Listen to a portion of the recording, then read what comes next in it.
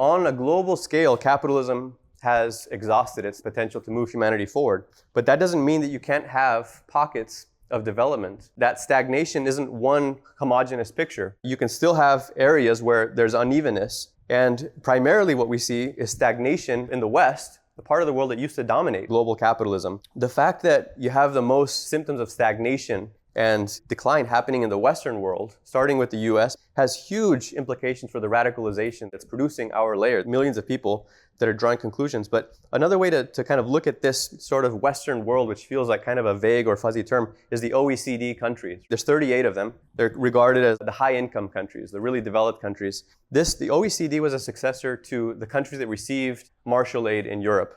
Originally, it was in 1948, it was the Organization for European Economic Cooperation. And then since then, it's expanded to include basically any other high-income country that's developed along with the rules of US imperialism. So it became the OECD in 1961 as countries that were committed to democracy and to market economies. This is the GDP growth, annual growth for the OECD members. Now you can see there was two catastrophic dips here. The second one kind of distorted the line because there was a big upswing post-pandemic. But the direction of the line, I hope, is pretty clear, that it's one where the growth rates in the 1960s were above 5%. Throughout the 60s, the average growth rate was 5.3% for the OECD countries. In the 70s, 3.6%. In the 80s, it dipped below 3%. It was 2.97%. In the 90s, 2.6%. I mean, continually, the average was falling. And since the 2000, last 25 years, it's been 1.8% average growth rate. The last 5 years, 1.7. I mean, it's really quite a linear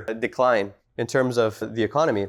Another thing to point out is that annual growth in GDP doesn't mean that revolution or class struggle are ruled out by any measure. Indonesia has had a 5% annual GDP growth rate for a decade, far higher than anything in the West. And yet poverty has also grown since 2018 by 38%. It's not just like the rate of growth. What gave capitalism its justification was the development of the productive forces. The exploiters are extracting surplus value from the working class, but they're taking a portion of it and plowing it back into production. That's what justified capitalism. That's what creates the improvement in machinery, productivity, efficiency, the global market, the global division of labor. Today, you can track this with gross capital formation. Sounds like kind of a technical term, but here's exactly what gross fixed capital formation means. It measures the total value of investments in fixed assets, machinery, buildings, and equipment that are used in the production of goods and services for more than 1 year. It indicates how much new value is being invested in the economy's future productive capacity. So it's actually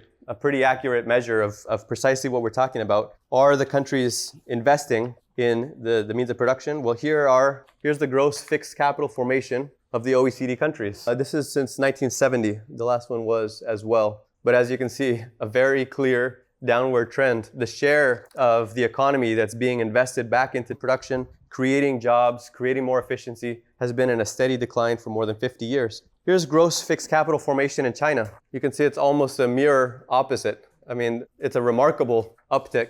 And for the last 15 years, it's averaged 42% of their GDP. 4 out of 10 RMB that the economy is generating is being plowed back into production in developing high technology, research, technique, building new plants, and so on. I'm pointing out all these technical charts and processes because I think this is the basic story that we should keep in mind when we're talking about the balance of forces, the balance of power in the US. These are really broad strokes, but the basic thing is that these are the symptoms of capitalism's exhaustion. It's not developing the productive forces. And then you have these pockets where you have massive investment taking place. But this also means that the US is facing a rivalry that it's never on a scale that it has never faced before. You think about the rivalry that characterized the last century between the US and the Soviet Union. By purchasing power parity, at its peak, the Soviet Union reached 60% of the size of the US economy. That's the highest it ever got. And with that was the existential rivalry that gripped the US ruling class and the Red Scare and their mortal threat. The whole fear behind the Cold War was there's this power that could challenge us. That was because they had reached a point of 60%.